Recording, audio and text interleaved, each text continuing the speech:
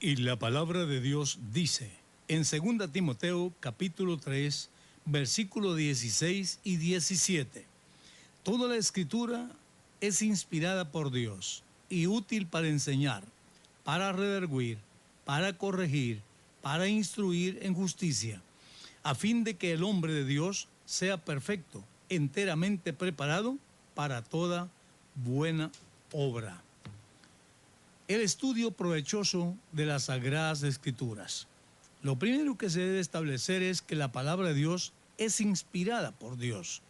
Toda persona que entiende que la palabra es inspirada por Dios respeta lo que dice la Sagrada Escritura.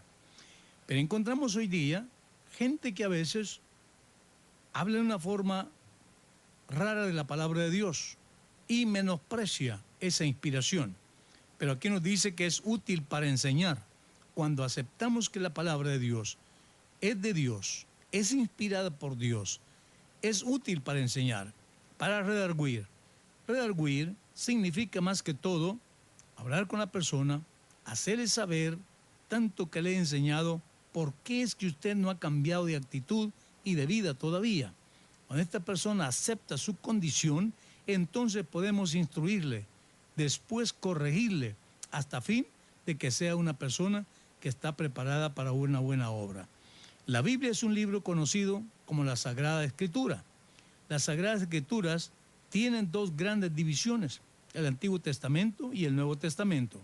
A pesar de que se llama Antiguo Testamento, en él hay 7 testamentos, o 7 pactos, o alianzas.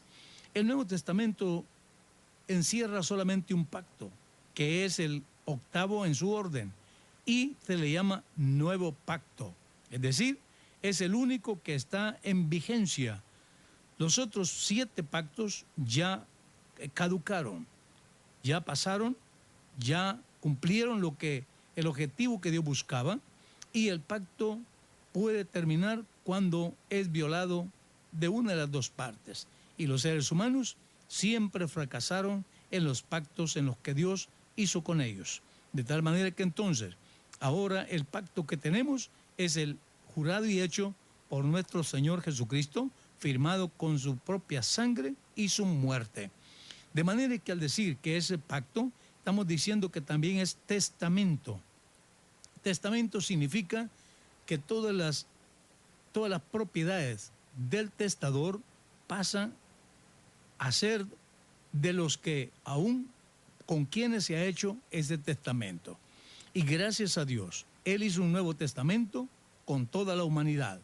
Toda persona puede ser dueño de las promesas del Señor si solamente se aferra al nombre del Señor Jesús y obedece lo que el pacto contiene. En Hechos capítulo 2, la iglesia nació y aquí empezó el pacto a funcionar. Ese primer pacto, ese 8º pacto. Encontramos ahí el derramamiento del Espíritu Santo. Esa es una de las promesas del pacto. Segundo, la persona bautizada en el nombre del Señor Jesús para remisión de pecados. No para ser miembro en una congregación, sino para remisión de pecados.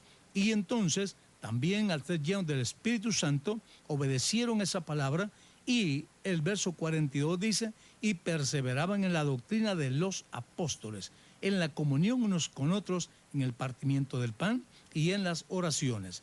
Después de bautizados en el nombre de Jesús y con el Espíritu Santo, perseveraban en la doctrina de los apóstoles. Es decir, esos son los 4 pasos: arrepentimiento, bautismo en el nombre de Jesús, recibir el Espíritu Santo y perseverar.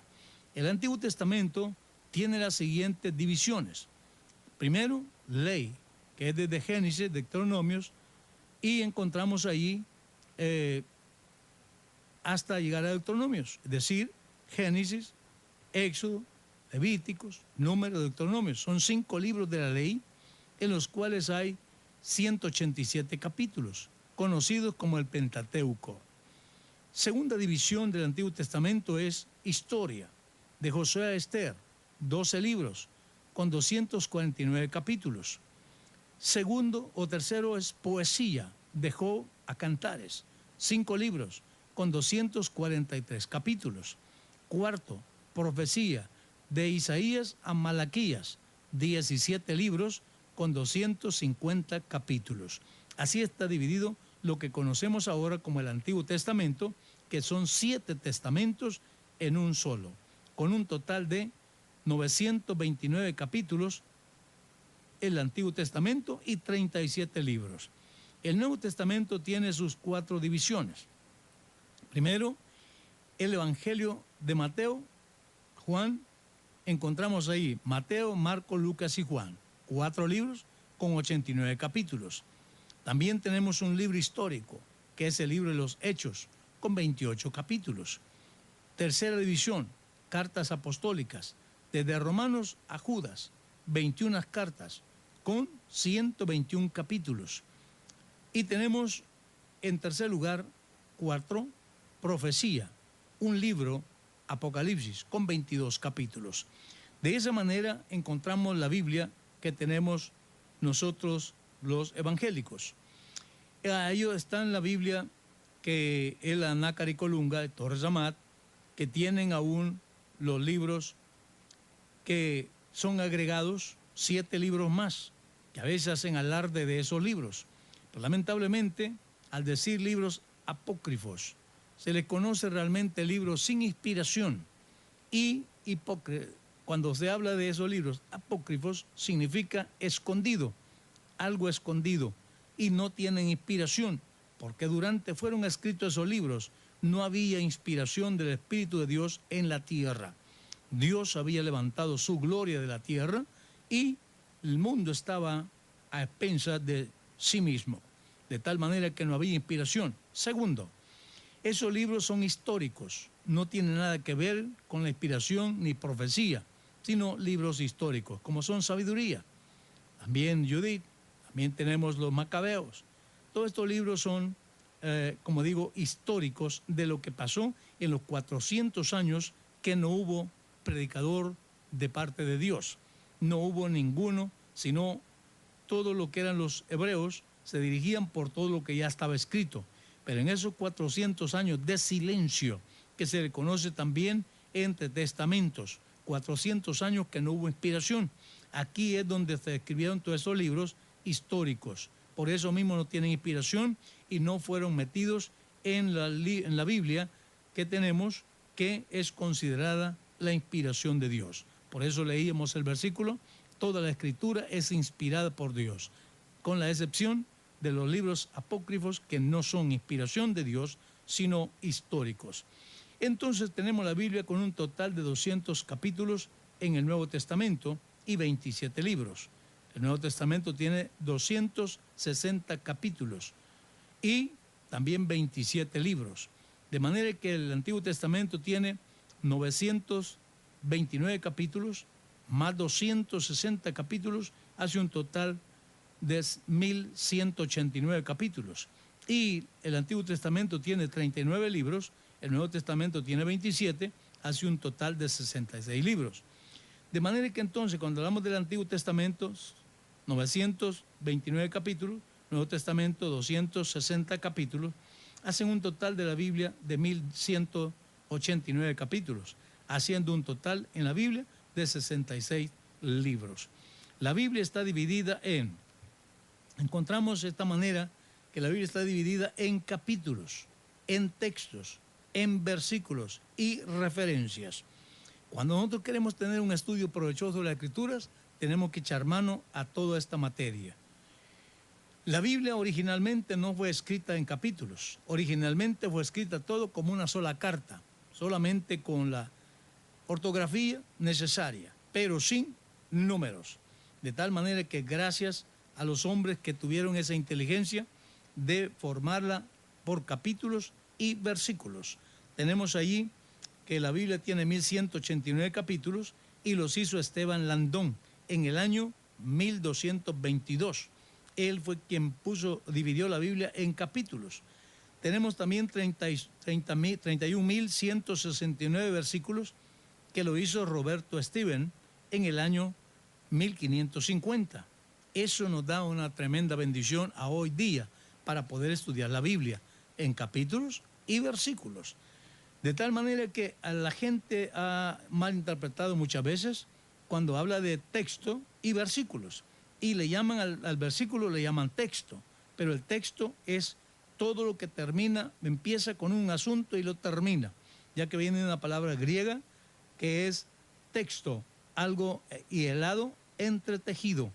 Por eso encontramos aún las fábricas textiles que hacen piezas de 100 yardas, una sola pieza, pero en los almacenes la dividen por yardas, por cuartas, 2 cuartas, que equivale a esos versículos. De tal manera que entonces, ahora, gracias a Dios, podemos estudiar bien la Biblia con un texto, con un capítulo, y por estas razones de que algunas veces se encuentra un problema en un texto y no encuentra usted la salida, porque los hombres, hablando de los que dividieron la Biblia en capítulos, Esteban y Roberto, no lo hicieron bajo inspiración divina, sino simplemente es una composición de acuerdo a su educación. Por eso es que algunas cosas quedaron en el texto anterior, o otras cosas van en el texto siguiente, y es allí donde la gente a veces no encuentra la solución. Luego otra cosa importante es que vemos hoy día, la gente puede establecer doctrina en un solo versículo y cree que eso es una gran cosa que ha hecho, cuando no conocen o no entienden el tenor de todo el texto y sus contextos. De manera que entonces tiene que, para entender un texto, tiene que leer todo el antetexto y el contexto, capítulo anterior y el capítulo posterior, todas las referencias para poder sacar en claro una doctrina. La Biblia está dividida en capítulos, dijimos, y versículos o textos y versículos. Todo está, o esto ha sido una composición para facilitar al estudiante la lectura de la Biblia. Texto de una palabra griega que significa algo entretejido e hilado. Versículo es una pequeña parte del capítulo. Un texto puede tener varios versículos hasta que el asunto de qué se está hablando tenga desenlace final. El versículo es esa parte pequeña que uno se lo puede memorizar, pero el versículo, muy pocos versículos hay en la Biblia que ellos mismos contienen el texto completo, muy pocos. Por ejemplo, en Mateo encontramos uno que dice: yo soy la luz del mundo. O sea, vosotros sois la luz del mundo, vosotros sois la sal de la tierra.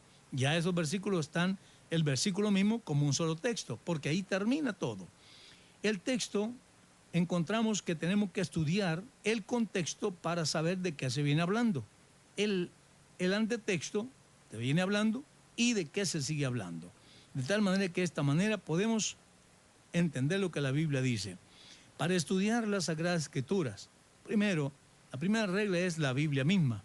Segunda regla es el hablar con el autor de la Biblia, que es el Espíritu Santo, que es Dios mismo. Santiago el apóstol nos decía en el capítulo 1, verso 5, si alguno está falto de sabiduría, demándela a Dios. Eso significa entonces que tenemos que hablar con el autor de la Biblia. La Biblia tiene un solo autor, aunque tiene varios escritores. La Biblia tiene 40 escritores, pero un solo autor. Es decir, Dios inspiró a esos 40 hombres para que escribieran lo que está en la palabra. Y nos dice, toda la palabra de Dios es inspirada por Dios. Toda la escritura es inspirada por Dios. De esos 40 hombres tenían la misma mente de Dios escribiendo, aunque fue escrita por un periodo de unos 1600 años.